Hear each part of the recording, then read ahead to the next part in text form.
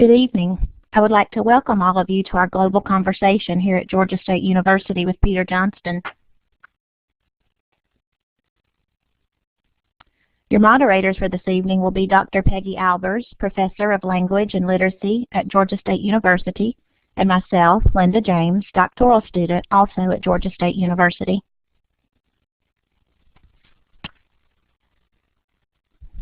Global Conversations in Literacy Research are online interactive web seminars with an intent to circulate cutting-edge research in the fields of literacy and language arts.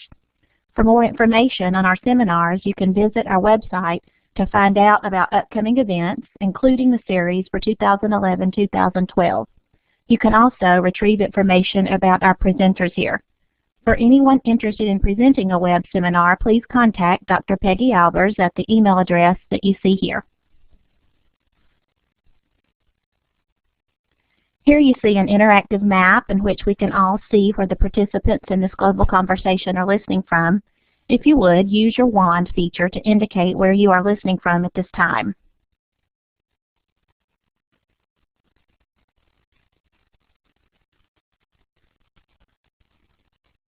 Wow, it looks like we have participants from all over, so we want to say a special thank you for joining us tonight. If you have questions or comments about the presentation or any of Dr. Johnston's comments during the presentation, please type into the chat area, and Dr. Albers and I will monitor these as best we can throughout. At the end of the presentation, Dr. Johnston will have an opportunity to address these for you. As I spent some time reading Dr. Johnston's bio, I was very impressed as I read through his list of accomplishments and commendations in the field, and I would like to just take a moment to share a few of those with you tonight. Dr. Johnston currently serves as professor and chair in the reading department at the University of Albany, SUNY. He has worked as an elementary classroom teacher and as a reading teacher, and he currently serves on the editorial boards of Reading Research Quarterly, the Journal of Literacy Research, the Elementary School Journal, and Literacy Teaching and Learning. He has published 8 books as well as numerous articles. One of his most recent books is entitled Choice Words: How Our Language Affects Children's Learning. In addition, the International Reading Association has awarded him the Albert J. Harris Award for his contribution to the understanding of reading disability, and in 2005 he was inducted into the Reading Hall of Fame. His current work investigates literacy assessment, the consequences of teaching practices for the kind of literacy children acquire, how teachers and students build productive learning communities, and the process of building critical inquiry into literacy teacher education. While this is certainly not an all-encompassing list of Dr. Johnston's achievements in the field, it certainly has me eager to hear what he has to share with us today. So without further ado, now I would like to present Dr. Peter Johnston and his presentation entitled Literacy, Learning, Thinking, and Classroom Communities. Welcome to you, Dr. Johnston.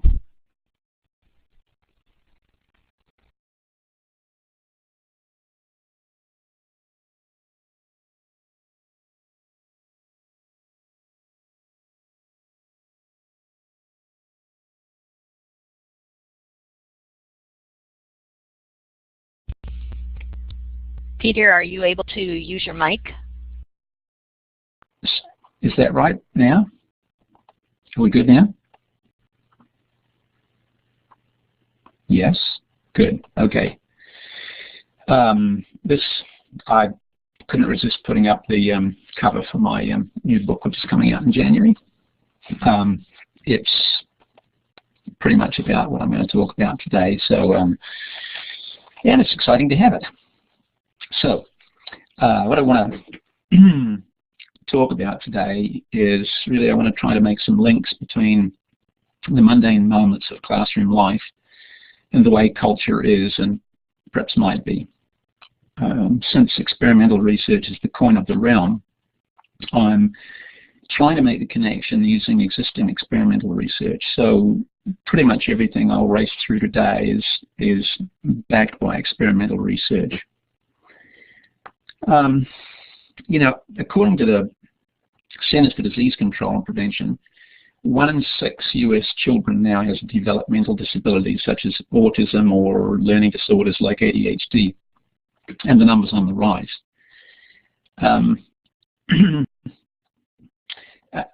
It's also interesting to me that the US has 4% of the world's population, but 25% of the incarcerated population. So I worry about these things, and I want to argue that we can't not teach the whole child. And how we go about that depends on what we think we're doing, who we think we're doing it with, and to what end. The White House has on its education website the principles for the what they're calling the education focus, and they say that America's economic future is dependent on the education of our children, and that our nation's economic competitiveness and the path to the American dream depend on providing every child with an education that will enable them to succeed in the global economy. That's the main thrust. And I want to argue that this is a particularly narrow vision, and whether we like to think about it or not, we're actually apprenticing children into humanity, and that apprenticeship is in the small moments of classroom life. We're actually well, we're teaching the whole child, but actually that's a limited vision too, because human beings alone are designed to be incomplete. And it's our incompleteness, our ability, well, actually our need to think together, that has the most potential for our individual and collective survival. It's really not enough to educate individual minds. We have to educate the collective mind, and of course the two are not separate. So that's where I'm going. And I want to start with the small moments. So the small moments are about the decisions that we make as teachers, especially about what we want to say. I want to start with a slide that has an interaction between a teacher, Susie Althoff, a wonderful kindergarten teacher, and the circumstance is this. She's about to start a group reading lesson, and two of the girls get into a little thing. And the question is, what do you say to them? So think about that for a second. What are you going to say? Of course, you don't actually have that much time to think about it, so let me just show you what Susie says. She says, "Do you need my assistance, or can you solve it quickly?" And they say, look at one another, and they turn their back to her and say, "We can solve it quickly." And she says, "Wonderful."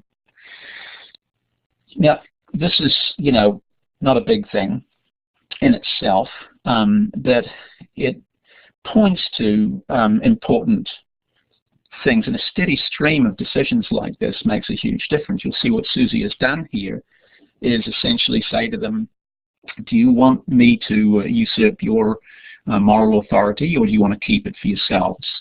And by and large, I think kids will keep it if they possibly can. And because she set it up that way, she says wonderful, which turns out to lead to happy kids, autonomous kids. And in fact, on one occasion, Susie asked the kids in the class, "Do we have a job when we were in Webster?" That's Webster Elementary. This is almost 100% of the kids are on free and reduced price lunch. She says, "Do we have a job when we're in Webster?" And one of the kids says, "To learn." Another says, "To be friendly." Another says, "To care and be friends." Another one says, "To laugh."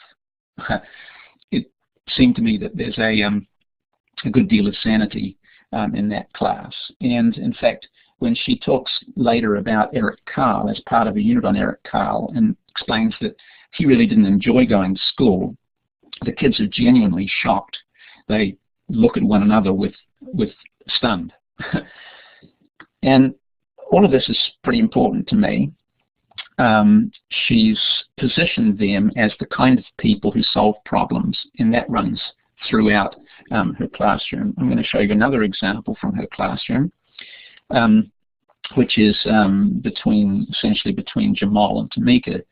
Jamal tugs on Susie's sleeve and wants her to solve his problem. And his problem is that they're sitting at round tables, and the tables at one place are pretty close together because of the space. And Jamal can't get into his chair because Tamika, her chair is actually pushed up against his, which she could solve if she had a mind to by moving her chair to the other side of the table, but she hasn't got a mind to yet. So here's that conversation. Susie says, "Did you already talk to the other person involved?" And Jamal nods. "Oh, so that's why you need me." And he nods. So they go to the scene of the crime. Susie says to him, "Oh, so did you ask her to go to the other chair?" And he shakes his head, "No." "Oh, so you forgot to talk to her about it. You don't need me. You forgot to talk to her. Use your words now." Jamal says, "Tamika, can you go to the other side?" And Susie says, "Because." And he says, because I can't get in my seat and I can't move." Susie says to Tamika, who's not yet persuaded, in the nicest possible way, "Do you remember whenever he comes over to that table, you help him by moving to the other side? Remember that? Can you practice that? When he comes over here and your chairs bump each other, then what can you do?" Tamika describes the strategy, and Susie says, "Yeah, see how you two worked that out by yourselves, Jamal. You just had to explain to your partner what the problem was and why it was a problem. Tamika wants to help make the classroom a place where we can all learn together." Now, I just want to show you the pieces that are important to me in this little exchange. Actually, I was going to say the first one is because. Susie prompts Jamal to give the social logic of his cause, really, because it's that social logic. If children make that social logic available to each other, it has a profound effect on the social relationships. It's also important, actually, that Susie doesn't take up the problem that Jamal actually lied to her about having already spoken to Tamika, but she ignores that and proceeds. The next piece that's important is this one here. "See how you two worked it out by yourselves?"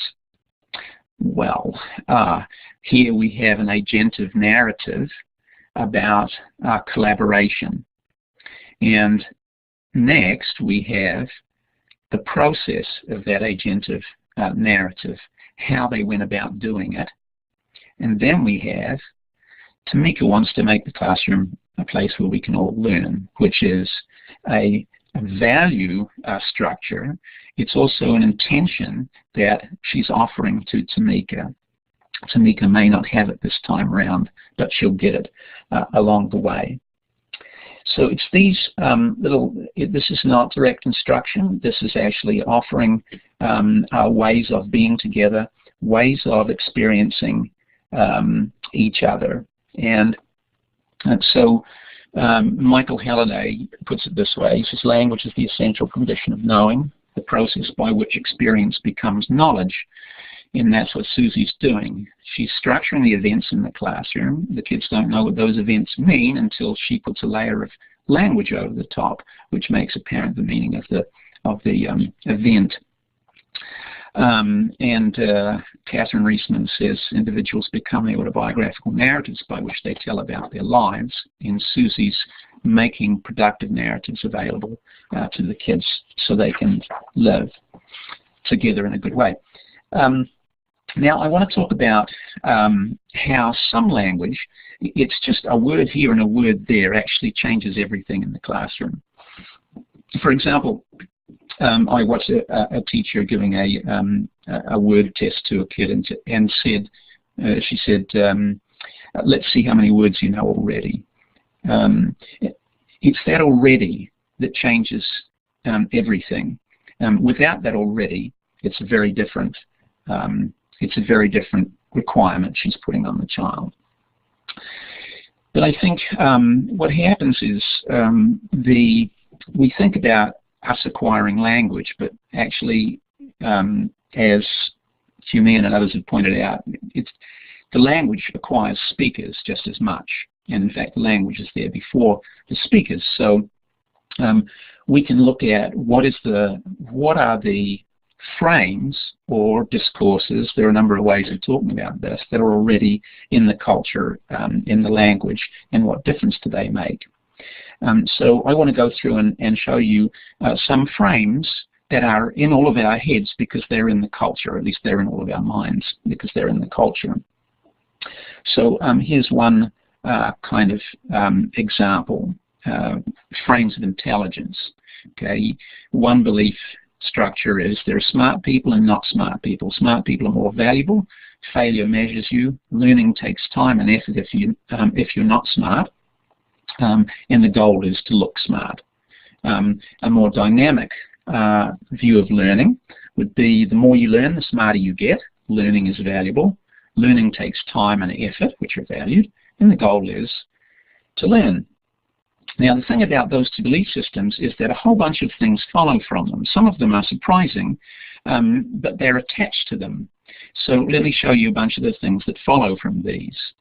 So, for example, under the fixed performance frame, children focus on whether a person succeeds because that indicates how much ability they have. Their focus around effort is that success without effort indicates ability. You'll notice on the other side, the focus is on, in a dynamic frame, the focus is on how a person succeeds. Whether they succeed is less important because how a person succeeds is what we can learn from. Under effort, success without effort indicates that you've chosen an activity that's too easy to learn from. Problems and errors in a fixed frame indicate inability. Under a dynamic frame indicate challenge and possible learning. Challenge, under a fixed performance frame, you avoid challenge or help seeking because those indicate inability. Under a dynamic frame, you take up challenge and you seek help if you've tried your best. Greater competence under a fixed frame means that you're smarter, more valuable, you have more status, you potentially have power over others and more money. I'm not making these things up. These come up in experimental studies and repeatedly. So under a dynamic frame, if you're more able, you can take on new challenges and you have a greater opportunity to help others and to contribute. But there's more.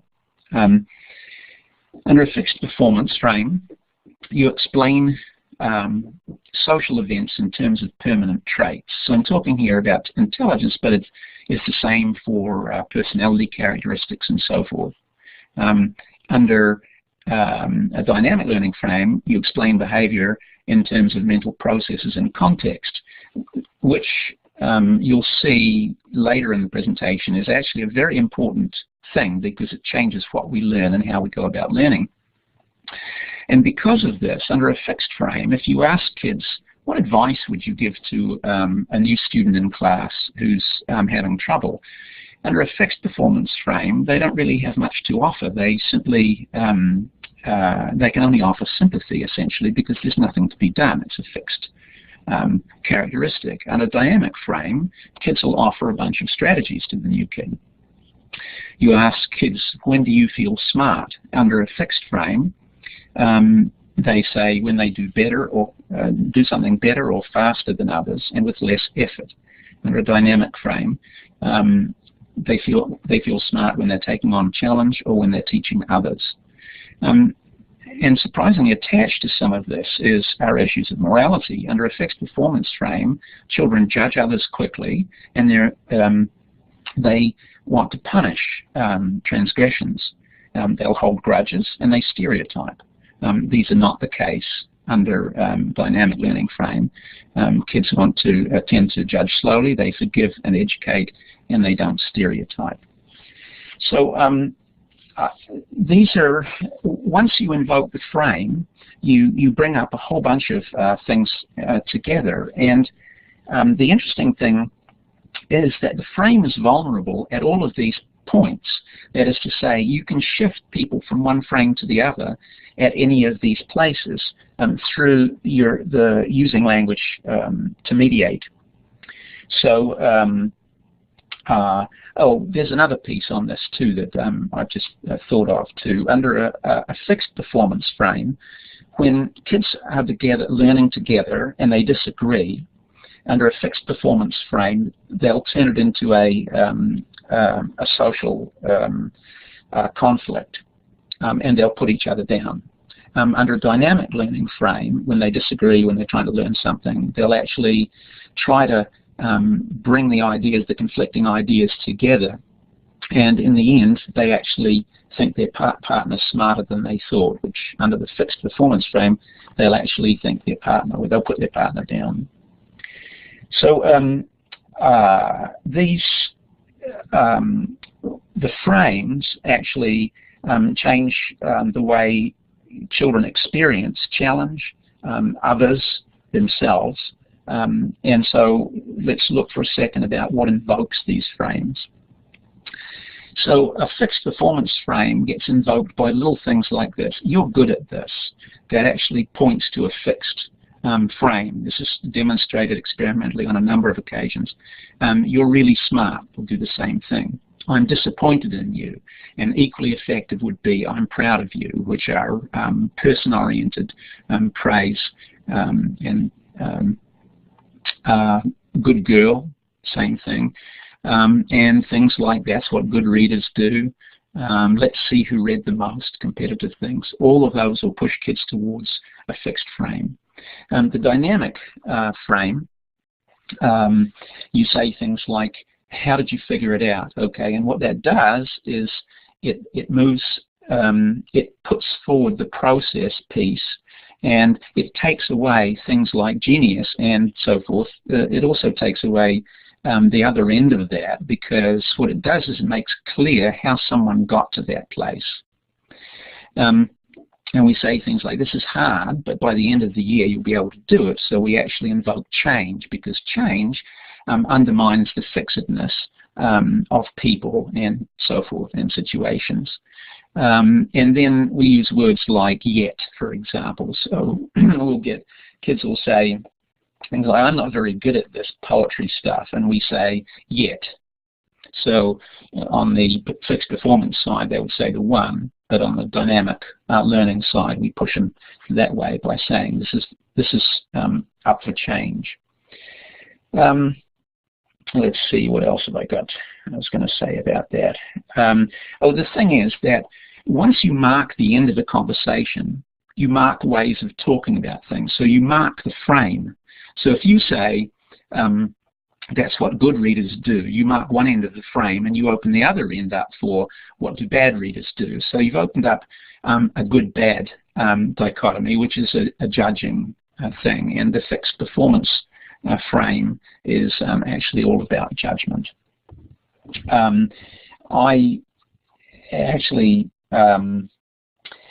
This actually opens up something that somebody might want to do a dissertation on, because I'm saying this because I don't know any evidence on this yet, but if you wanted to push kids towards a dynamic learning frame, in class you wouldn't talk about kids in terms of character traits. So you wouldn't have any good or bad kids and so forth. What you would do is think about why people do the things they do and how else they might think about doing them and so forth. Okay, so we make available the thinking behind it and the emotions behind it. You felt this way or so forth. So in doing that, we would actually change the way people were able to climb into each other's heads. And I'm going to come back to that in a minute because it's really important. But the other thing is, and I don't know about this, is we keep wanting kids to talk about books in terms of character traits. And it's not at all clear to me that that's a good idea if it's not something we want to do in the classroom, because it's not clear to me how that we should have a distinction between the way we talk about people in the one place and the way we talk about them in the other. Character traits are fixed, unchangeable, and so forth. So it's something to think about. No data on that, but it's probably a good study to be had.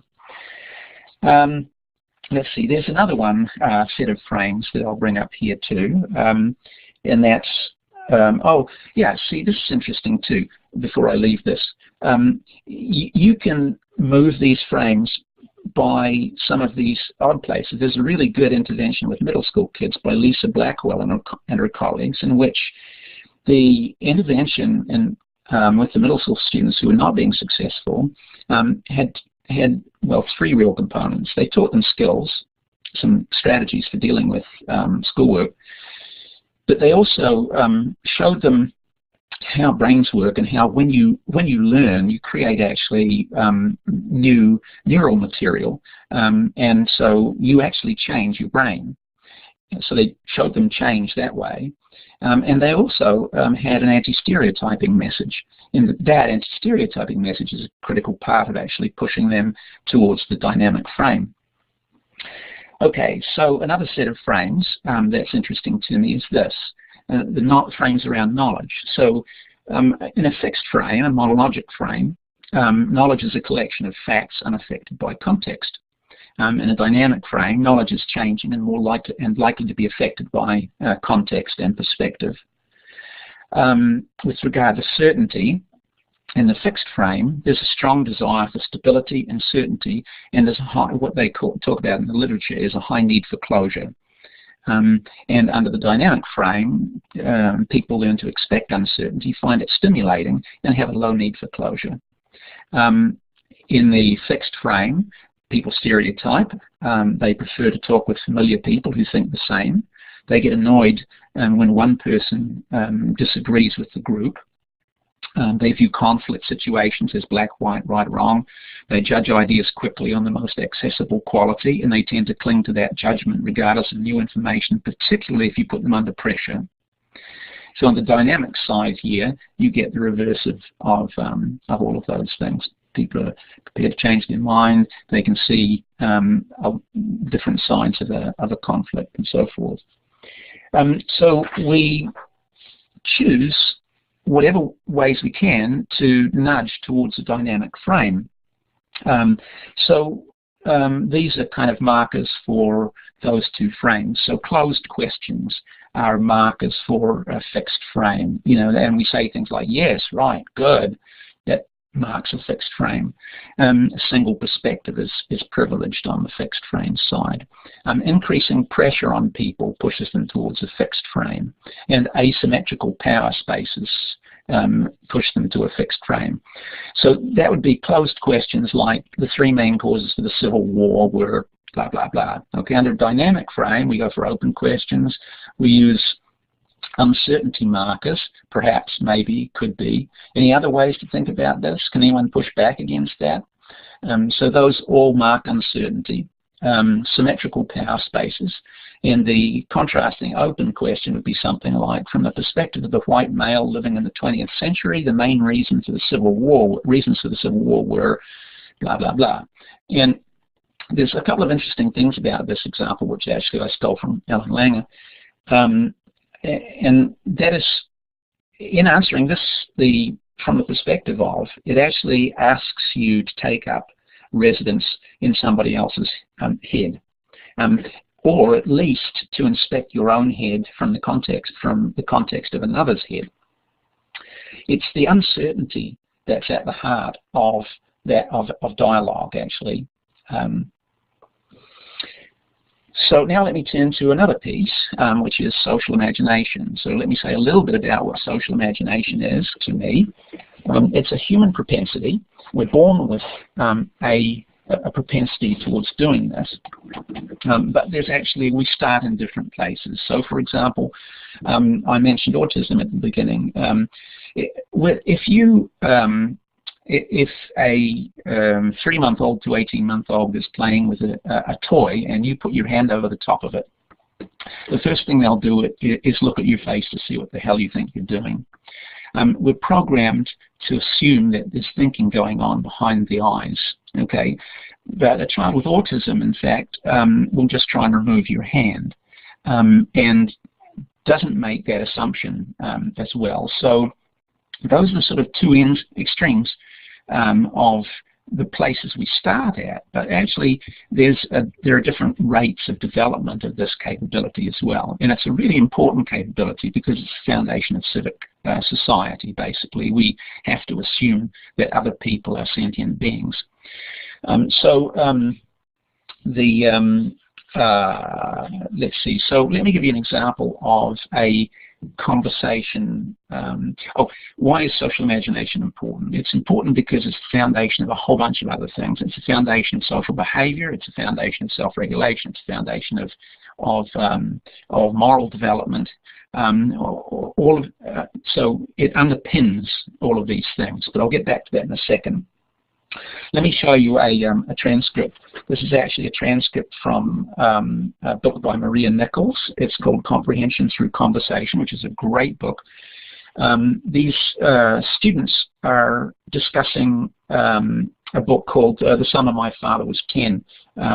It's a Pat Brisson book, which is a marvelous, marvelous book. For those of you who haven't read the book, the idea is that it's a father and a daughter. The father tells the daughter regularly this story about when he was 10, while they're making their garden, when he was 10. And one of the things, the father lived in an apartment block, and there was an older Italian man in the apartment building, and in the yard he built a garden. The father with his friends are playing baseball in the yard, and someone hits the baseball over by the garden, and the father, in retrieving the baseball, notices how the tomatoes look just right, just like a baseball, and how much fun it would be to throw a tomato instead of the baseball back to his buddy, which he does, which ends up in the garden being destroyed, and then him having to deal with the fact of that. And interestingly, when Mr. Bellavista, the gardener, sees him, he just asks him why, which is not accusatory or anything, but that actually is an important piece here too. Anyway, here's the conversation. Jessie, the teacher, is reading. Yeah, this happens when the next summer comes around and Mr. Bellavista doesn't plant the garden. But still, Mr. Bellavista made no move to plant. Probably Mr. Bellavista hasn't started to plant because he's scared to. Oh, I was thinking the same thing. Mr. Bellavista thinks that if he plants again, the boys will go in and play and ruin the garden again. And then everybody gets into it. And she says, okay, turn and talk. What makes you think this is what Mr. Bellavista is thinking? Notice they're already thinking about what's going on in his head. She's turning their attention to what's making them think that. What are the signs? This is all about actually mind reading. Then later in the book, he keeps running into Mr. Bellavista and he wants to apologize, but as she reads it, but he just couldn't make the words come out. And Benjamin says he looks at the empty lot and he can't forget because he knows it shouldn't be empty. Yeah, he can't get it out of his mind. It's so sad. Oh, why so sad? It's because a garden should be there, but they wrecked it. And the other sad part is when you want to say sorry, but you can't. It's like it said, his body won't go. It's like your brain knows it's trying, but your body can't. In his heart, I think he feels like he needs to say sorry. His heart is pumping really hard, and he feels very nervous. Yeah, I felt that before. Just like it said, the words they won't. It's too hard to say them. Sometimes I can't say sorry because I don't know why I did something. So I'm nervous and scared, but I feel bad. Yeah, that's how he is, the father. He knows how they shouldn't have wrecked the garden, and he doesn't know why they all did it. He knows what he has to do, but it's hard. He feels bad, but he has the courage to follow his heart. Now, in this conversation here, you can see how firmly they're actually exploring the thinking that's going on in these two characters' heads. And they're not classifying them as having character traits at all, although there's this courage piece, but it's all cast around the feelings and the thinking. In fact, if you want to change the trajectory of a child's ability, of a child's social imagination development, parents and teachers, there's evidence for both of these, if they're using mental verbs like thinking, feeling, imagining, stuff like that, or mental state terms like happy, sad, depressed, whatever, okay, then that develops the child's social imagination faster. And along with that, a bunch of other things turn out to change as well. In fact, so we have different starting places, but we have different trajectories of the development of this capability. But there are a whole bunch of things that are connected to stronger social imagination, and these have all come out of research studies. So children with stronger social imaginations are more able to understand complex narratives, idiomatic expressions, and irony. They have more positive social skills. They're more socially cooperative. They have larger social networks. They're viewed more positively by their peers. They misbehave less at home and at school. They have fewer angry responses in personal interactions. They have stronger moral development, and they have better self-regulation. Now, that self-regulation piece is really important because self-regulation is the foundation, or impaired self-regulation is at the base of ADHD. So, and all of these influence academic development as well, because learning is fundamentally social, and these influence their academic learning. If you look at these, you'll also see that this is also the foundation for interventions that are effective for changing bullying. Now, I just want to explore that self-regulation piece, because I think it's really important. And in that transcript I show you, there's a hint as to how this happens. You'll see that Keisha says, in his heart, I think he feels like he needs to say sorry. His heart is pumping really hard, and he feels very nervous. Then she says, sometimes I can't say sorry because I don't know why I did something, so I'm nervous and scared, but I feel bad. But you'll see what happens here is Keisha's figuring this out in somebody else's head and then bringing it back to her own. And that turns out to be a thing that we'll come back to in a little bit in another context, because this, it seems to me, is actually a big piece of how children get a grasp on that self-regulation of socio-emotional behavior. Now I want to move to another piece here.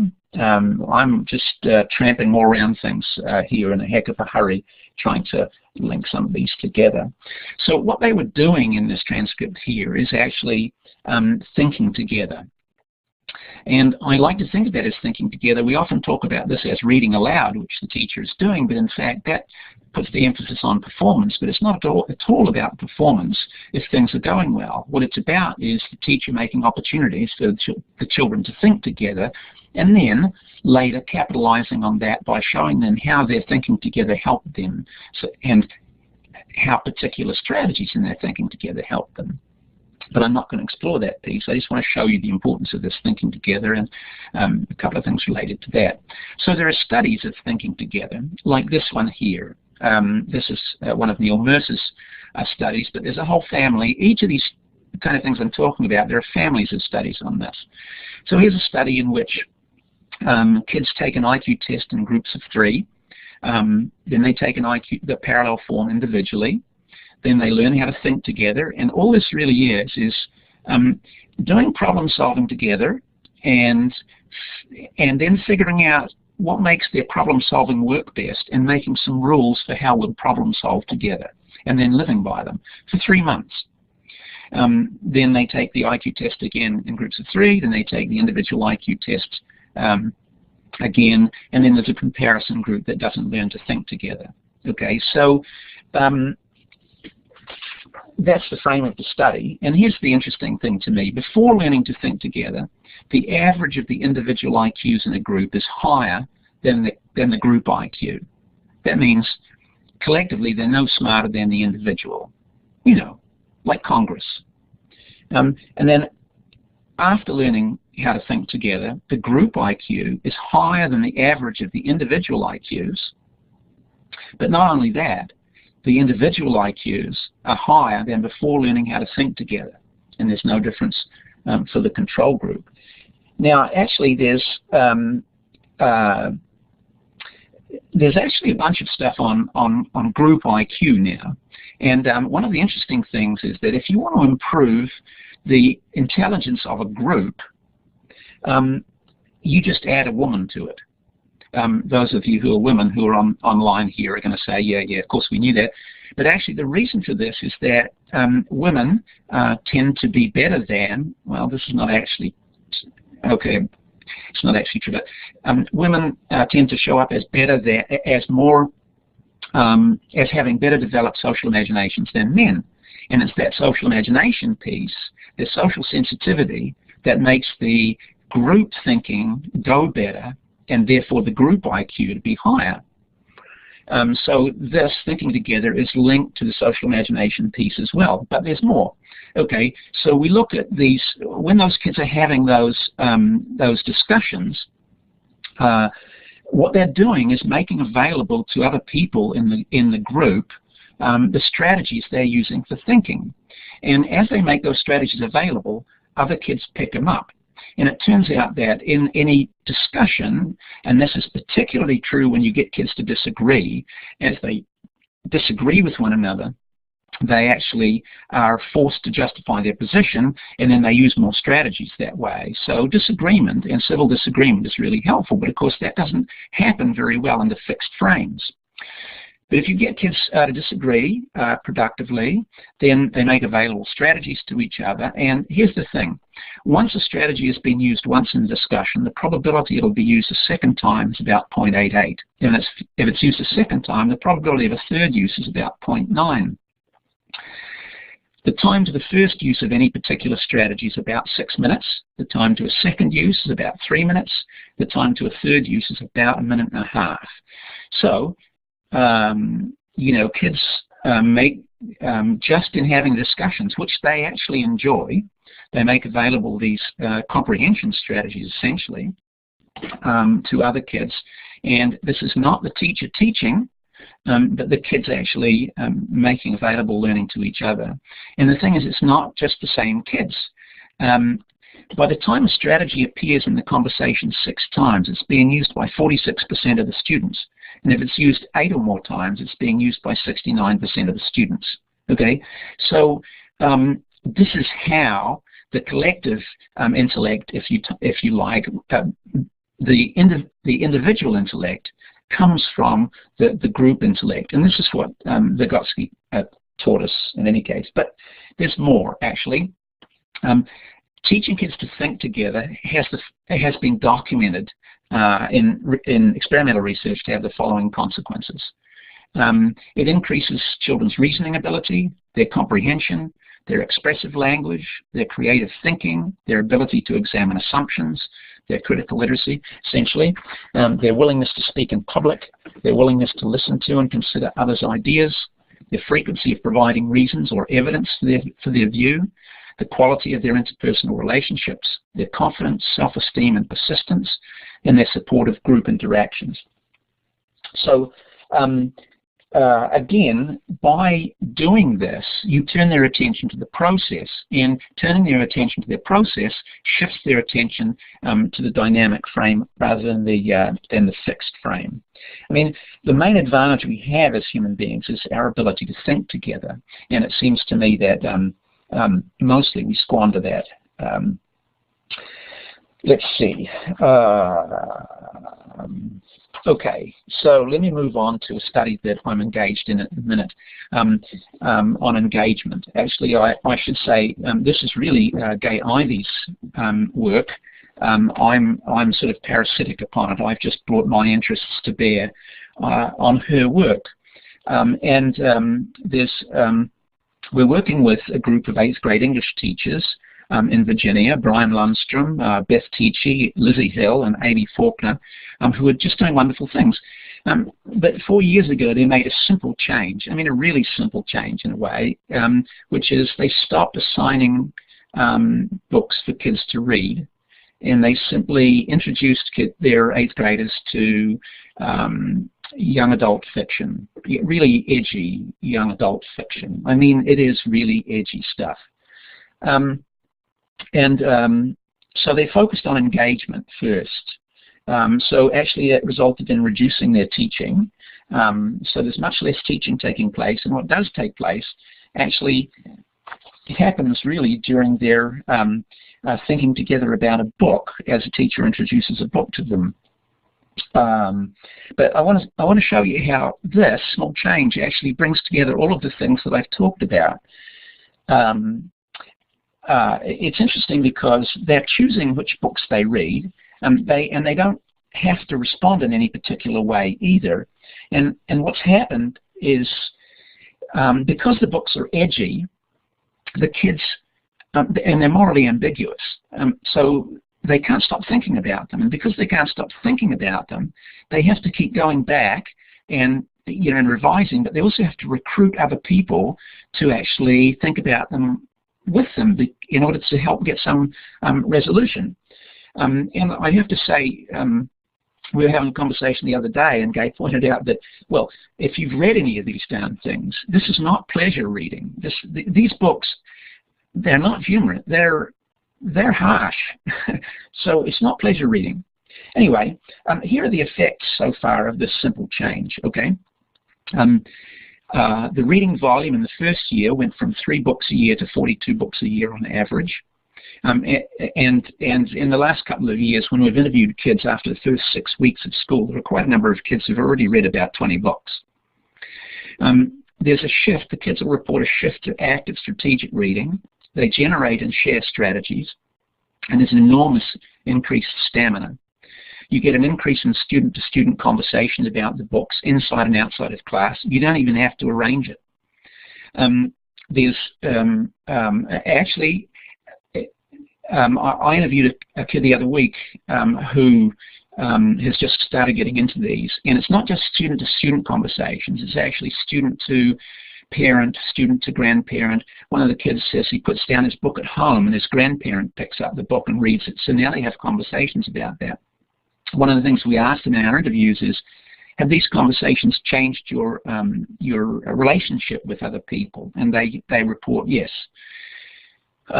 Thinking together dialogically, as they do, it produces symmetrical power arrangements, and they're taking up conflicting perspectives, and we're seeing a lowered need for closure. We see expanded social imagination. We're trying to measure that at the minute. We have social relationships, including engaging new people. So we ask them, have these books, got you talking to people you wouldn't otherwise have talked to? And they say yes. You get improved moral agency. They're less judgmental of other people, but prepared to call out problematic behavior. You get improved self-regulation, including emotional, behavioral, and academic self-regulation. They're building more productive identities and agentive narrative strategies. And incidentally, about 15% more of the students pass the state competency test each year. But I put that at the bottom because it should be the least of our interests. Okay, now let me just show you a few of the snippets from interviews that we've had with some of these kids. Here, this one, this year I've branched out with disturbing books. Living Dead Girl, I could not put down. I started it in Mrs. Field's class and finished it an hour later. In the end, I looked up and saw things clearer. It was like a different feeling, one of gratitude and thankfulness that wasn't my life. It was just like, oh my gosh, it does, it haunts you. It haunts you for a long time. It's been 2 weeks, and it's still on my mind. It gives you a new perspective. I remember opening my eyes, and I was like, whoa. My eyes are bigger. It was a different feeling. Living Dead Girl is the first book I've read that changed my perspective on the world. That's a really powerful book. I read it, Mrs. Field read it, Lydia took it, Phoebe took it, Shay read it, and she finished it the next day in civics. I watched her finish the book. Now, the thing is, first I want to say that this is a harsh book, and I don't know what made it have that effect on her. But I don't have to know that. Okay, and it won't have the same effect on all of the kids. But the interesting thing is at the end here, where she knows exactly who has read this darn book. She's kept track of it because she's kept track with having the conversations with them. That's who she wants to talk to. And she knows that at the end of the book, there's a twist. It's an ambiguous twist that people disagree over.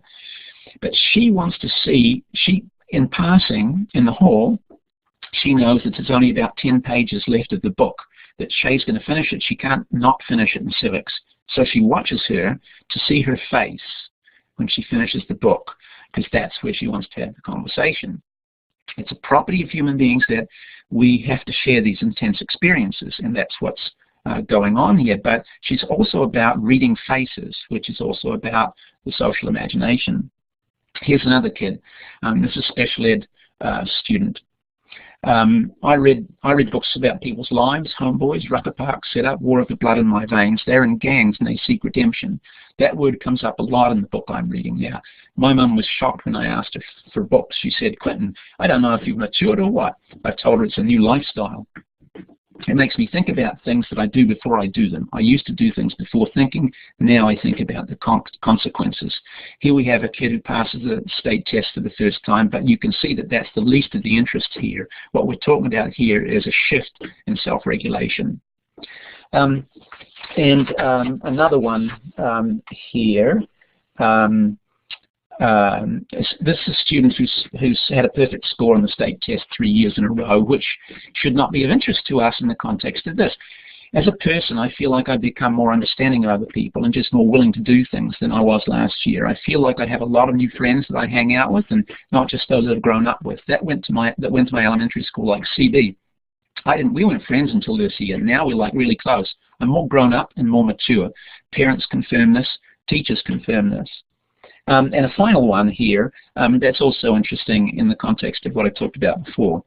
I read a couple of books where people get bullied, and it changes my mind. Hate list. It changed my mind about people. The other day I saw people picking on someone on Facebook, and I put a stop to it. When someone's getting bullied, when someone experiences a death, I have more of an idea of what to do. I've changed because I think more about things when I do them. Reading's more a part of my life than ever. I read more meaningful stuff. It gave me a new perspective. So here's the thing. I think what they're talking here about is these books have a couple of things going for. One of them is they're fully engaged. And because they're fully engaged, they're stretching themselves no end. And because they're stretching themselves, they're learning more. They're being agentive because they can't help themselves generate strategies. All of this pushes them to the dynamic frame. There's uncertainty all the way through these things. So we get a shift, we get a change in the social structure, we get a change in their internal self-regulation, we get a change in their social imagination, and all of these changes are make for the possibility of a better society. So it seems to me that our main advantage as human beings is in our capacity to think together, and our main threat has become our failure to think and act together on a larger scale, and to really understand that our sheer existence depends on how we think together, how we experience and treat each other. So we could think about what we have at the minute as an autoimmune disorder. In recent years in the US, the number of people experiencing physiological autoimmune disorders has grown quite rapidly, and there's reason to believe that that's because of stress. Prolonged stress confuses the immune system's ability to distinguish between foreign invaders and parts of the body, so the immune system ends up attacking the body. Stress in learning communities produces a similar response. Under stress, we often take up fixed theories about people and about ideas, and we stereotype. We begin to view differences as a threat. We shut down any ideas unlike our own and turn against the source of those ideas. So without difference, creativity drops, the community's ability to deal with novel threats becomes restricted, and the emotional and relational fabric of the community is undermined. I think the ability of the community to learn, adapt, nurture, and grow further deteriorates. In other words, as we frame education as centrally about economic competitiveness and the improvement of education about increasing pressure on individuals to perform better, it's not a promising strategy. I think if the American dream has a lot to do with the pursuit of happiness, neglecting these broader aspects of children's development won't help. Failure to attend to children's moral and social development won't lead either to happiness or to economic security. Happiness actually matters even if you focus on economics. And happy teenagers ultimately have higher incomes than those who are less happy, and even after accounting for family income and grades. But happiness, it turns out, is made up of three parts. There's the pleasant life, which is pleasure. There's the engaged life. I'm talking from positive psychology here. The engaged life and the meaningful life. And what these kids are doing are clearly not the pleasurable piece of it, okay, but they certainly are the engaged life and the meaningful life. It's the books that are actually being used to bring meaning to their the rest of their lives. And it's those last two, the engaged life and meaningful life, that are best predictors of life satisfaction. Happier people are healthier people, more successful, and blah, blah, blah, blah. Anyway, I won't bore you with more details, but that's my pitch for this evening. If there's any questions, I'll give them a go. Peter, thanks very much. And we'd like to open the floor now for anybody who would like to ask a question. I know that there are a few questions floating in the chat area. If you'd like, you can either type them in the chat area, or there's a little hand with a little green arrow right to the left of the two smiley, the emoticons.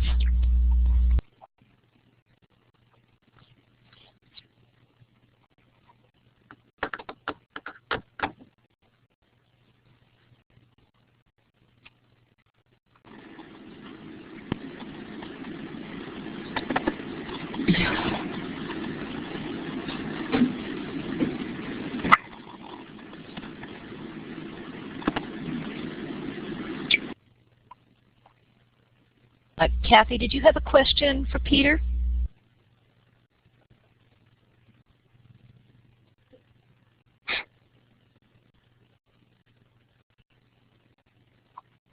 I'm not sure your mic is working, Kathy, so if you could type it in the chat area.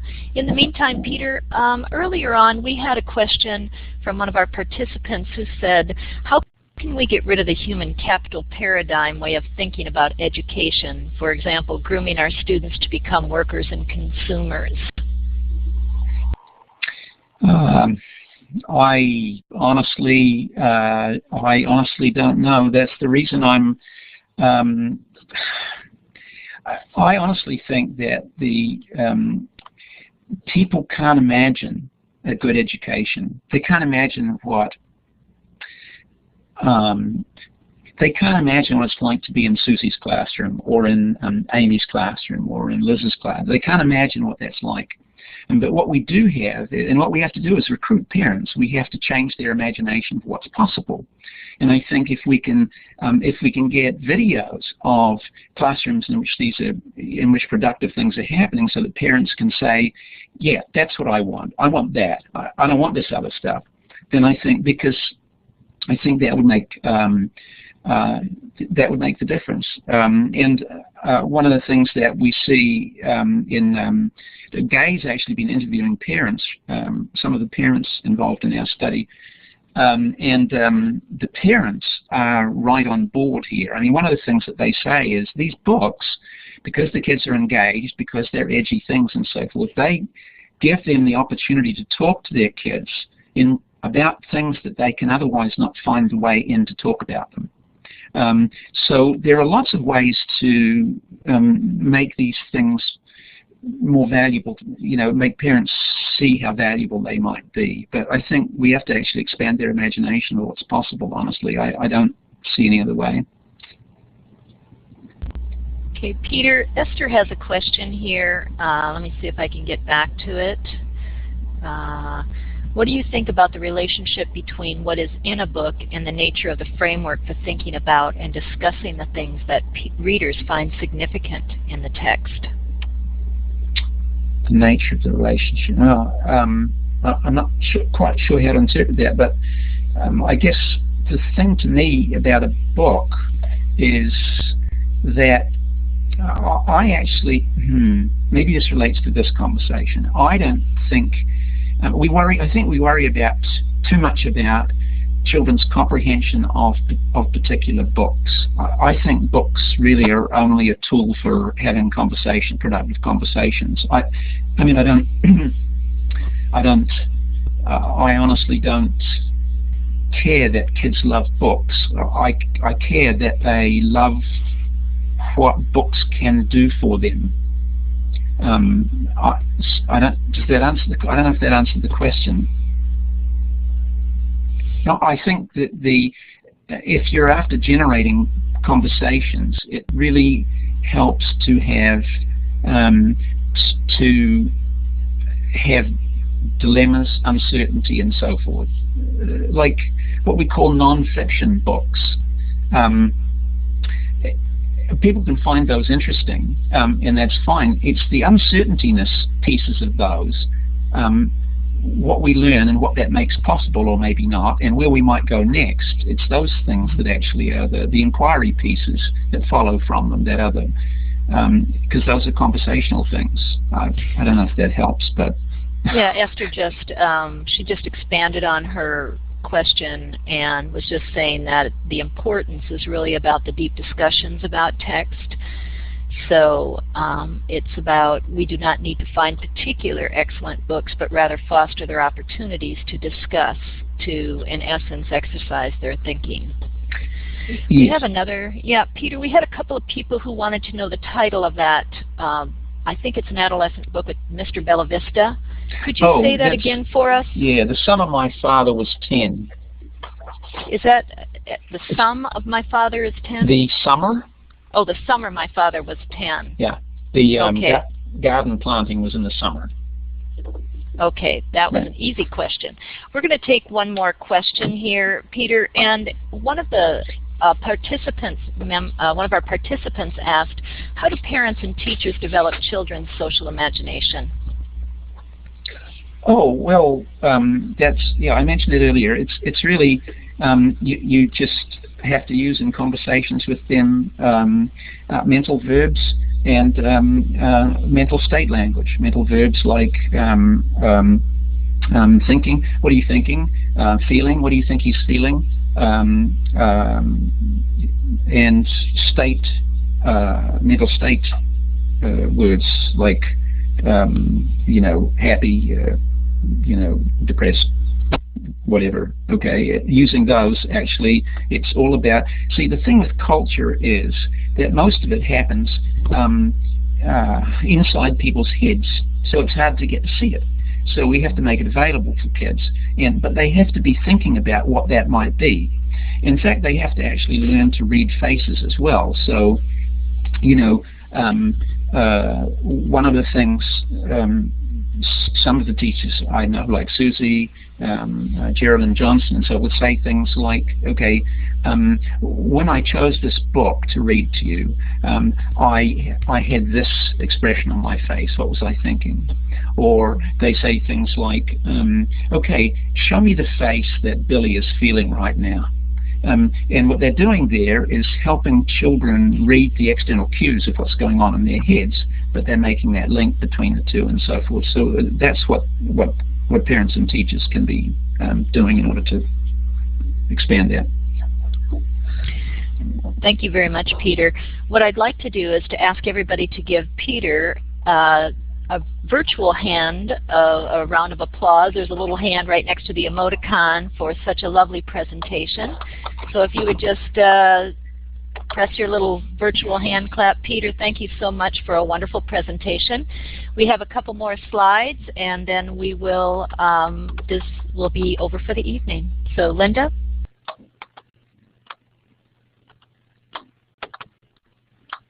Well, we would like to thank Peter Johnston for his wonderful presentation.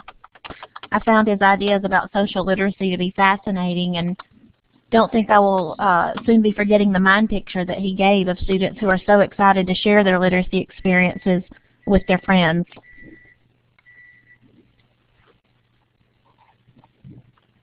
Please join us for our next web seminar, which will be in 2 weeks, with Dr. Catherine Compton-Lilly. Her presentation will be entitled Literacy and Schooling in One Family Across a Decade. Other future presentations will include Dr. Karen Wolwind, Dr. Kate Paul, and Dr. Jennifer Rousel, Dr. Brian Cambourne, Dr. Candace Kuby, and Dr. Sharon Murphy. You can see that the topics here cover a wide range of interests, and so we hope that you're able to join us as often as possible as these leaders in the field of literacy share their knowledge. Trying to make the connection using existing experimental research. So pretty much everything I'll race through today is backed by experimental research.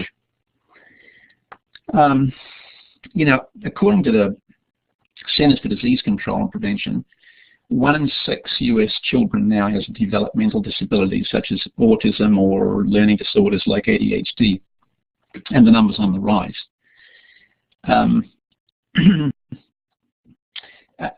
It's also interesting to me that the US has 4% of the world's population, but 25% of the incarcerated population. So I worry about these things, and I want to argue that we can't not teach the whole child. And how we go about that depends on what we think we're doing, who we think we're doing it with, and to what end. The White House has on its education website the principles for what they're calling the education focus, and they say that America's economic future is dependent on the education of our children, and that our nation's economic competitiveness and the path to the American dream depend on providing every child with an education that will enable them to succeed in a global economy. That's the main thrust. And I want to argue that this is a particularly narrow vision, and whether we like to think about it or not, we're actually apprenticing children into humanity, and that apprenticeship is in the small moments of classroom life. We're actually well, we're teaching the whole child, but actually that's a limited vision too, because human beings alone are designed to be incomplete. And it's our incompleteness, our ability, well, actually our need to think together, that has the most potential for our individual and collective survival. It's really not enough to educate individual minds. We have to educate the collective mind, and of course the two are not separate. So that's where I'm going. And it seemed to me that there's a good deal of sanity in that class. And in fact, when she talks later about Eric Carle as part of a unit on Eric Carle and explains that he really didn't enjoy going to school, the kids are genuinely shocked. They look at one another with stunned. And all of this is pretty important to me. She's positioned them as the kind of people who solve problems, and that runs throughout her classroom. I'm going to show you another example from her classroom, which is essentially between Jamal and Tamika. Jamal tugs on Susie's sleeve and wants her to solve his problem. And his problem is that they're sitting at round tables, and the tables at one place are pretty close together because of the space. And Jamal can't get into his chair because Tamika, her chair is actually pushed up against his, which she could solve if she had a mind to by moving her chair to the other side of the table, but she hasn't got a mind to yet. So here's that conversation. Susie says, "Did you already talk to the other person involved?" And Jamal nods. "Oh, so that's why you need me." And he nods. So they go to the scene of the crime. Susie says to him, "Oh, so did you ask her to go to the other chair?" And he shakes his head no. "Oh, so you forgot to talk to her about it. You don't need me. You forgot to talk to her. Use your words now." Jamal says, "Tamika, can you go to the other side?" And Susie says, "Because." And he says, because I can't get in my seat and I can't move."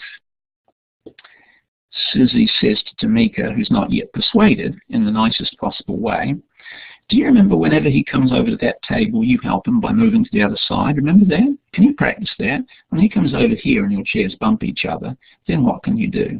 Tamika describes the strategy, and Susie says, "Yeah, see how you two worked that out by yourselves, Jamal. You just had to explain to your partner what the problem was and why it was a problem." Tamika wants to help make the classroom. I want to start with the small moments.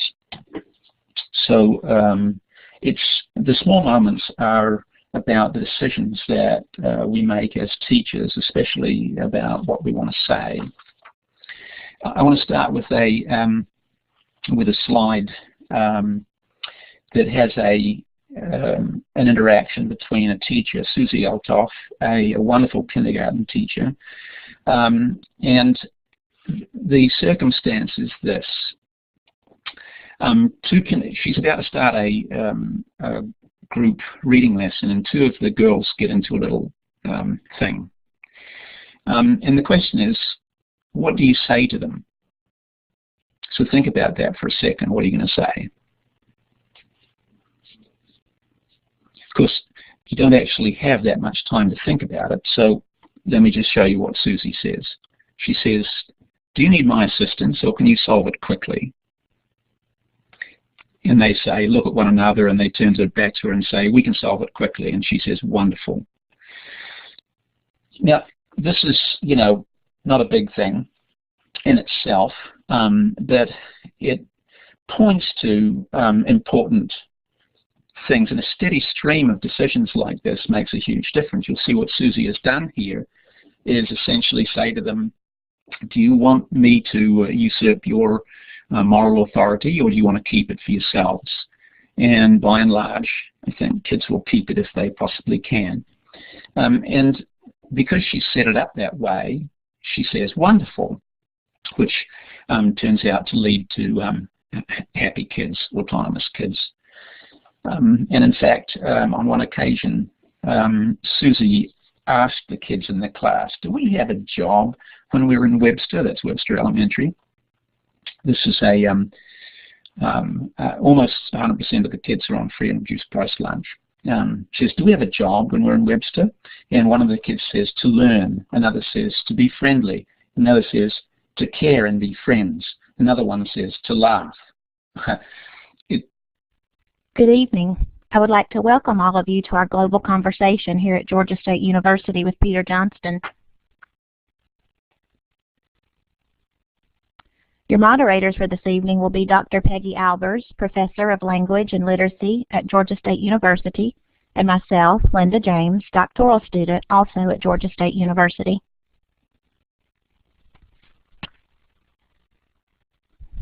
Global Conversations in Literacy Research are online interactive web seminars with an intent to circulate cutting-edge research in the fields of literacy and language arts.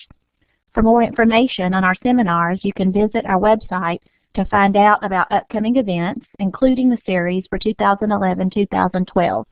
You can also retrieve information about our presenters here.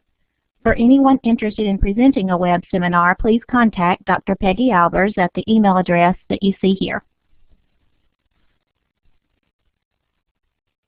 Here you see an interactive map in which we can all see where the participants in this global conversation are listening from. If you would, use your wand feature to indicate where you are listening from at this time.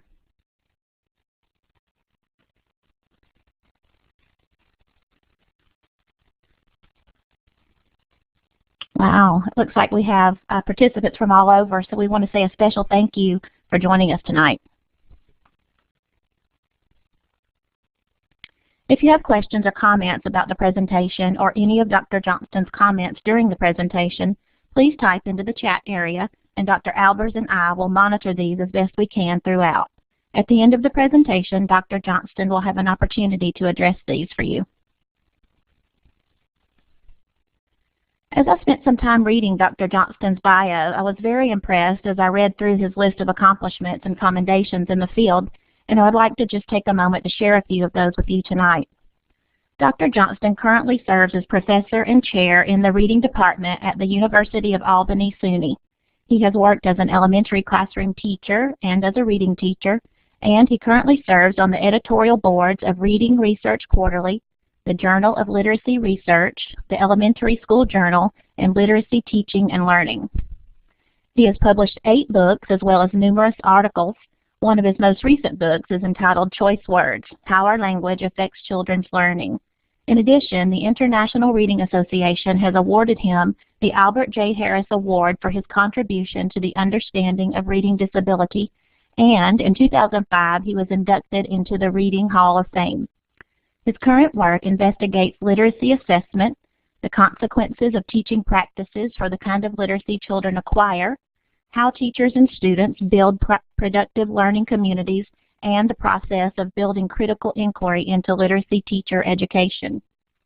While this is certainly not an all-encompassing list of Dr. Johnston's achievements in the field, it certainly has me eager to hear what he has to share with us today. So without further ado, now I would like to present Dr. Peter Johnston and his presentation entitled Literacy, Learning, Thinking, and Classroom Communities. Welcome to you, Dr. Johnston.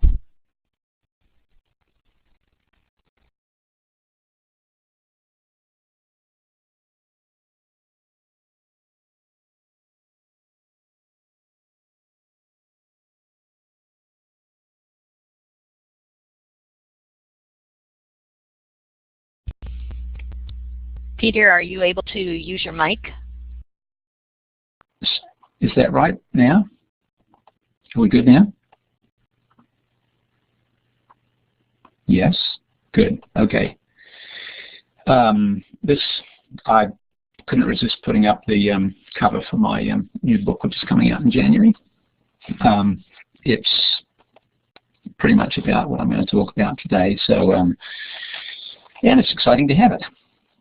So, what I want to talk about today is really I want to try to make some links between the mundane moments of classroom life and the way culture is and perhaps might be. Since experimental research is the coin of the realm, I'm